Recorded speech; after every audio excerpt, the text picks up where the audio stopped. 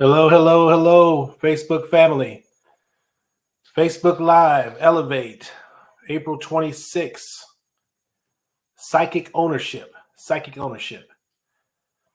It is April 26th, Facebook Live, Psychic ownership. It's great to see you guys on. It's great to be back. Uh, Boy, it feels kind of warm in here. I don't know if it's because I was running up and down the stairs and I done worked up a little sweat on the forehead, but it's great to be back. And I have a lot to share today. But before we get started on that, I just wanted to say Psychic Ownership, episode 87. And what today we'll be discussing is psychic ownership, the benefits of psychic ownership, what is psychic ownership, how to create a culture with a psychic ownership mentality. That's the goal today. But please chime in. Let's see who we got. Let me go to my comment page. It's good to see you, Tamika. Mother Brenda is good. Always good to see you, Ann. And we're going to hit it rolling. We're going to hit it rolling. So remember, we have... says, gig 'em, Aggies. Gig 'em. Gig 'em. Hey, Shay, it's good to see you on. Oh, because I got this on. Yeah, you didn't get it? Yeah, I get it now. I get it now. When I'm disheveled right now, guys. I don't want to cry about my little mistakes I made, but my wife made some good spaghetti, and I was so hungry. I went down there and started eating, and didn't think about how you doing, Mr. Roundtree. Didn't think about how I need to set up, and it's funny how 2 weeks can throw you out of sorts. So anyway, I wanted to talk about what we're going to be talking about today: psychic ownership, which is episode 87. We'll be discussing what it is, the benefits of it, and how to create a culture with that mentality. Remember, we only have 30 minutes. We got Luis Vasca. Let's see, Antoinette Holland, Grand Rising. I felt kind of connection with you. Send me a friend request. All right. So appreciate that. But I'm out of sorts, and you know how it is when my parents are on. Good to see you, Mom and Dad. I wanted to shout out a couple things real quick. One, I want to say happy birthday to my aunt Dana. I have no idea. Well, I guess I do have an idea how old she is because she's 7 years older than me. But happy birthday, happy birthday, happy birthday. Antoinette said it's a scam. You see that? What? This Louis Fosca. Louis Fosca is a scam. But happy birthday. And I really, really want to say it was a great trip. It's well worth it. I think going to Dubai was an experience that we'll always remember. Is that fair to say? Yeah. It was definitely one of those experiences you'll always remember. I'm not the historian. I'm not the guy that is going to look up the history and when they were freed and what happened and who owns this. I'm not that guy. I go out there and I just pay attention to the culture, the people, the vibe of the city. Probably one of the cleanest cities we've ever seen. Yeah. I mean, just a clean city. When luxurious is how I luxurious, yeah. I mean, that's man, it's over the top. It's over the top. I mean, I'm old school. I have light switches in my room, in my house. There was no light switches in the hotel we were in. And then we I was about to say something. When we first walked into the hotel, I got so much I want to say. I can't share it all on this, but anyway, I lost my passport when we got to Dubai. So Shar checks in. She checks in, and she's on the other side where she can't come back, and I haven't made it in yet. So it's funny because Shar's like, "Oh my god, I'm not gonna leave my husband." I was like, just go to the hotel room. I'll catch up with you. Oh, no. So I left and tried to find this lost and found in this huge airport, which I could have sworn was one of the top 10 airports of size, and it's not, but I thought it was. This place is huge. And of course, I get directions from 3 different people, and it takes me 3 different places. So anyway, I finally get it. Shar finally gets to me. Hey, Aunt Linda, it's good to see you on here. I finally get to her. And she sees me. At that point, it's 2 hours in. We're about 2 hours in, and I get my passport. And we go to the hotel. So, but it was a great, great vacation. The thing that trying to trip me out because I'm used to seeing on the news, the head garb and the the long shirt. Or I don't know what they call it, but the way they dress, right? So I'm kind of freaking out a little bit because one of the first people I see have that on, right? And then you go all the way down and there's a pair of Jordans on. And I just kind of like, what? Another person had some red Adidas, and I just wasn't expecting to see that. So anyway, there's more to it. We got pictures. We had a good time.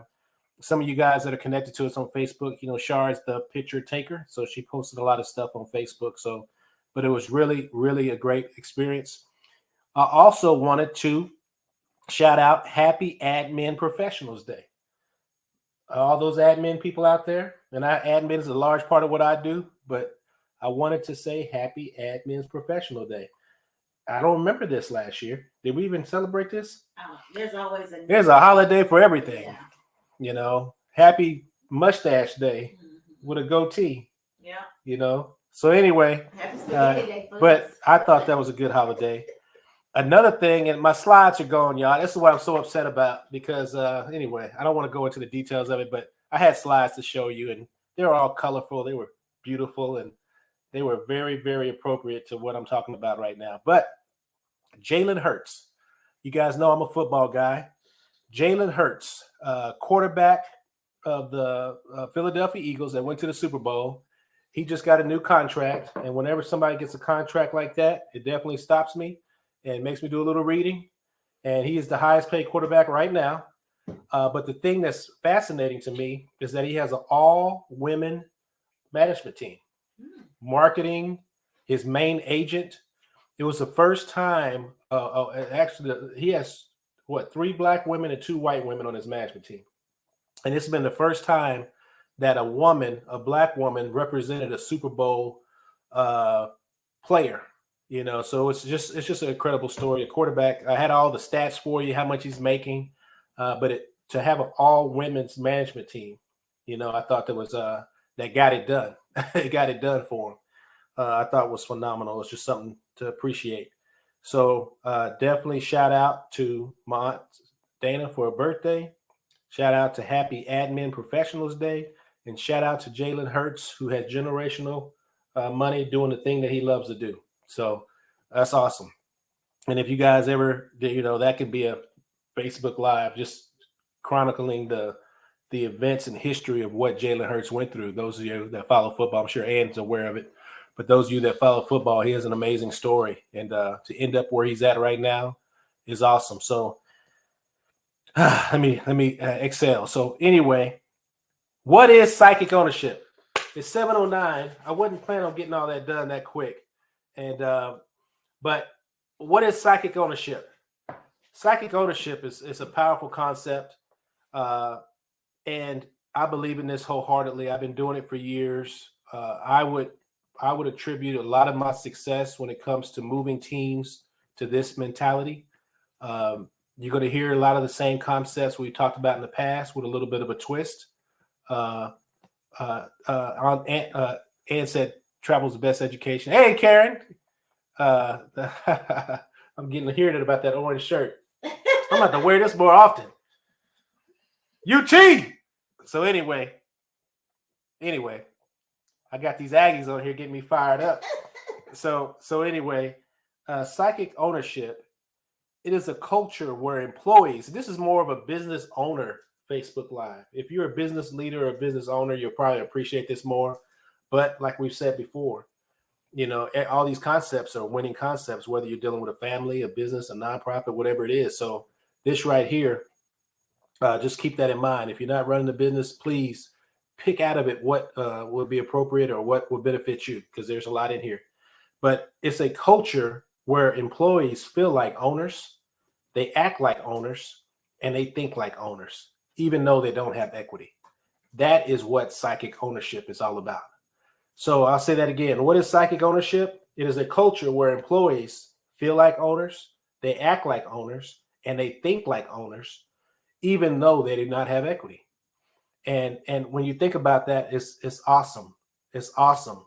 And man, I wish I had a lot of time to go into this, because this is how you win. This is how you win. So basically, as business leaders, nonprofit leaders,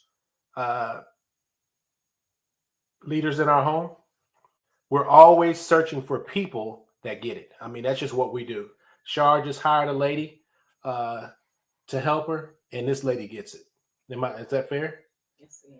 Yeah, she gets it, and it's almost like you can see it almost from. I'm from the outside looking in, and I can see weight falling off of Shar because I'm not talking.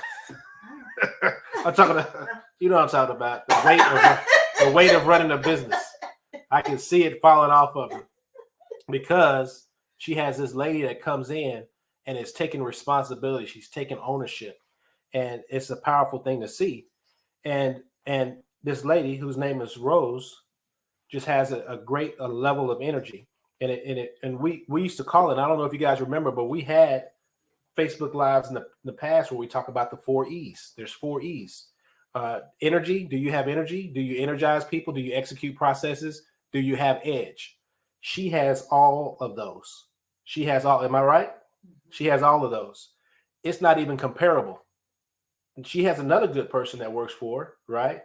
But it's like night and day to me between the two of them. The other one's good, but she doesn't have all 4 of those. When you have a person that has all 4 of those, you can't be stopped.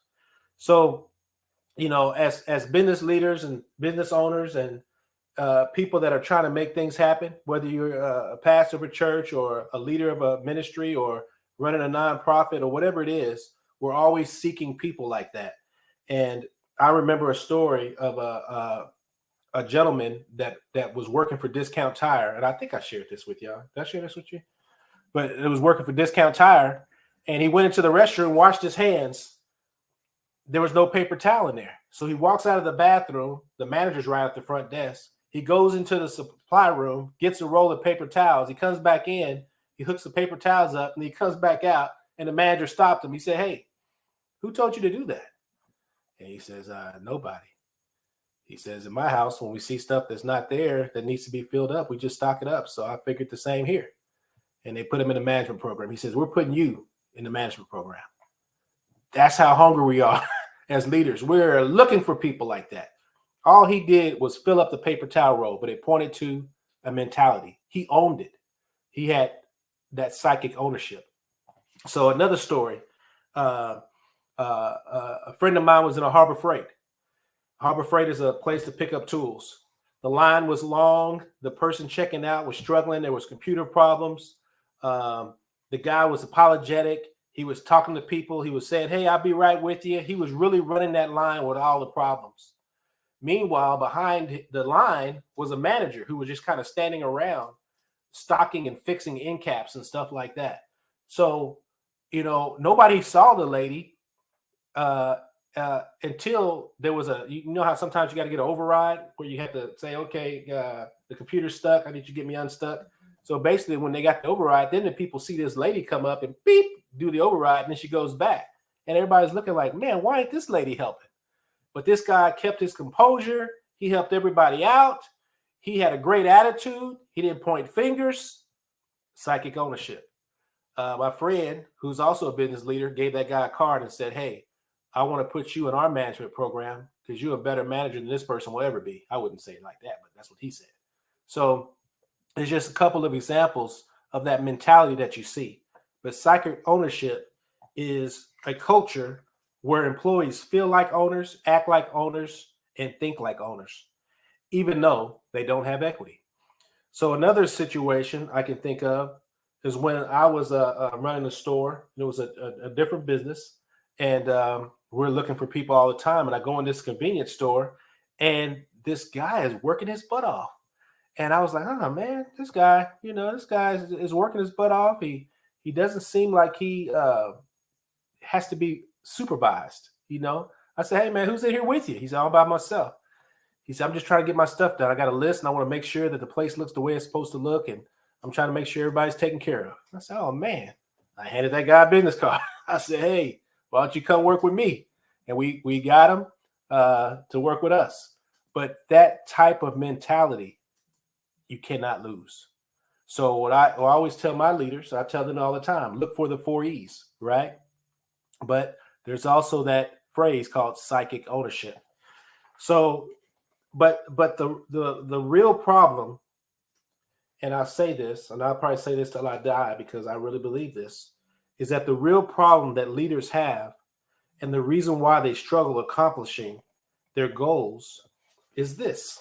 And I'm going to read this, guys, so bear with me. I know it's probably not a very good thing to read on camera like that, but I referenced RD. RD is a mentor friend of mine. I talked to him, and he's writing a book. And he said, Curtis, I want you to read it. Tell me what you think. So he sent it to me right before we went to Dubai. And he sent it to me, and I was like, okay. And I felt pressure because this guy has deposited so much in me, and he doesn't even realize how much. But he's deposited so much in me. So it took me 10 days to even open it because he can write. The last time he gave me something, it was kind of long. So I was like, okay, I'm going to wait till I get back from Dubai. Well, it wasn't that long. I read it, and it was awesome. But the real problem we face as leaders that can't get it done, leaders that struggle with reaching goals, he puts it right here in this section of his book. And I'm going to read this to you. And it starts off saying, perception is not reality. Reality is reality. You better believe, though, people think their perception is reality. Appreciate that. Until you learn how to get out of your head and understand the minds of those you wish to lead, you will never maximize your leadership skills. We can stop. Oh, man. We're not even. Anyway, not in a manipulative, nefarious way, but empathetically. The things valued by your people are just as important to them as the things you value are to you. Doesn't matter if those things are rational or irrational, if you like them or dislike them, if you agree or disagree. What does matter is creating genuine, functional, and productive relationships by demonstrating you value your people as much as you want them to value you. I feel like, you know how they say drop the mic? I'm going to drop the paper because that's the problem. We come in as leaders and think that our vision is greater than them. Why don't you get in line? Why aren't you doing what you're supposed to do? I'm in charge. Do what you're supposed to do. My vision is better than yours. And then we wonder why they don't listen. Because it's all about relationship. It's all about relationship. So basically, he goes on to say, leaders that understand what others value in leadership will always have an easier time attracting and retaining people. They will have more engaged people, create more coachable people, and have more people in general. What do you think about that, Shar? Shar likes it, y'all, because usually it's like this. She's like, ah! She likes it. But that's the problem. So it's a leadership problem. And that's what Elevate is all about. That's why we say stuff like, hey, we equip leaders. Because the real problem is not the people. The first thing I hear out of most leaders is the people. It's never the people. It's never the people. In Elevate, what we used to do. It can't be the people. No. So, no, because the people are going to be the people. The job of the leader is to overcome the obstacles. That's the job of a leader. You know, so whenever we say the people, our job is to overcome it.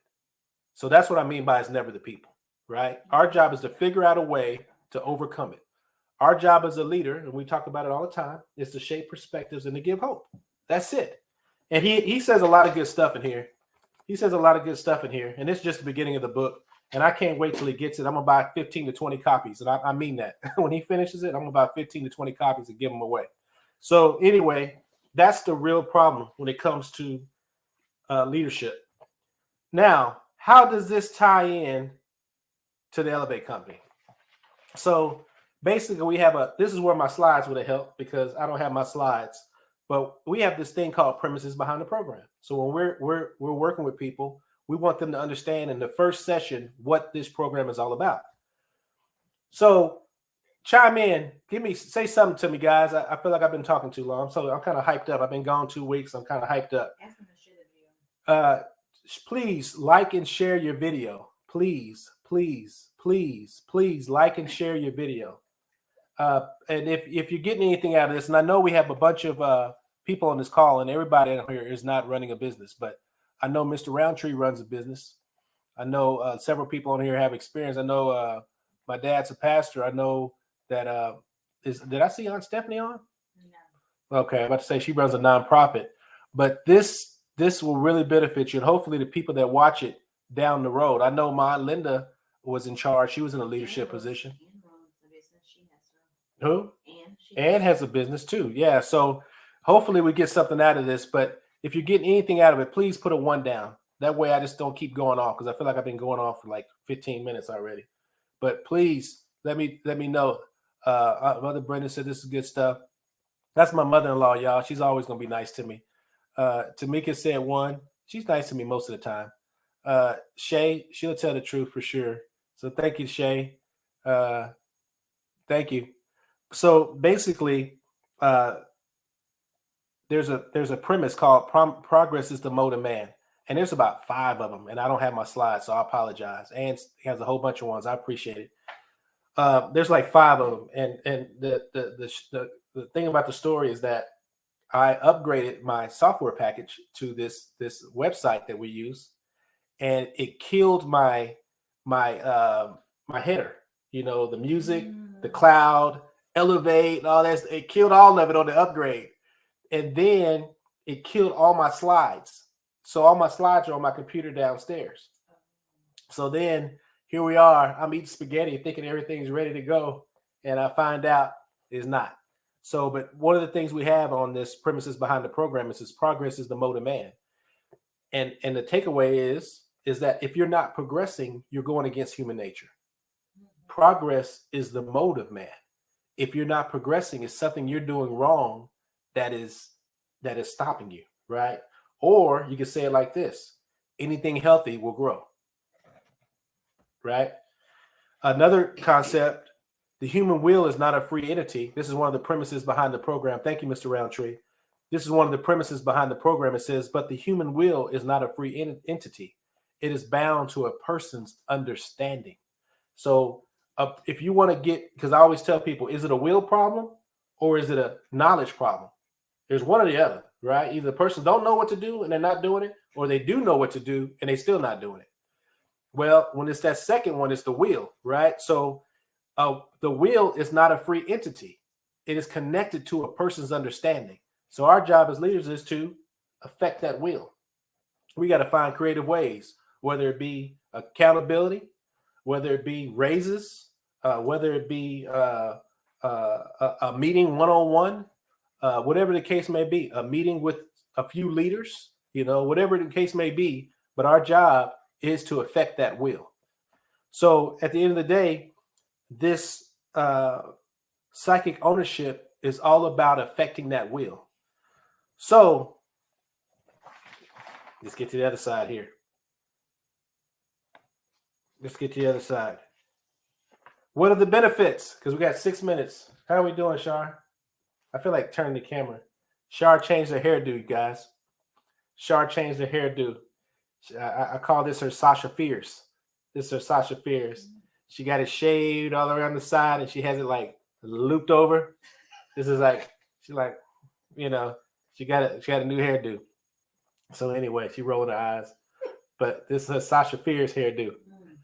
When she first got it done, I had to introduce myself. I didn't know who it was. I was like, "Hey, who's this? Hey, I'm Curtis." so anyway, the benefits to this type of mentality and culture. I wish you guys don't understand how much I believe in this. I can point to 15 success stories. Aunt Barbara, it's good to see you. I can point and give 15 examples of how we led something and won, and it all goes back to this. We convinced the people to think beyond employee mentality. They took ownership, and we didn't have this hierarchy. Psychic ownership is more of a flat line. There is leaders, but it's more of a flat line. Old school, I'm on top. You do what I say because I said it, and get the hell out the way if you're not going to do what I tell you to do. The right way is more like this. So most of the time, the people that are operating like this, they're banging their head against the wall and they're blaming the people. The people like this got the people involved and they're winning. And they win again and again and again and again. Right? So that is one of the benefits, right? Um, it helps to destroy the employee mentality. That's one of the benefits. It's a solution to the growing problem of a decline in productivity, high turnover, and just the quality of work being low. That whole thank you, Ann. That whole mentality that you're fighting. Psychic ownership is the key. It's the answer. It builds cohesion. It develops the business acumen, because what we're doing is we're being there's things you do to develop that culture, and we'll get into it on a surface level.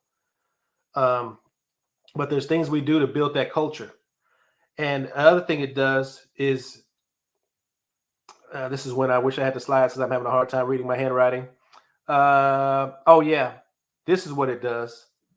It that employee mindset. This is the part that really tears down.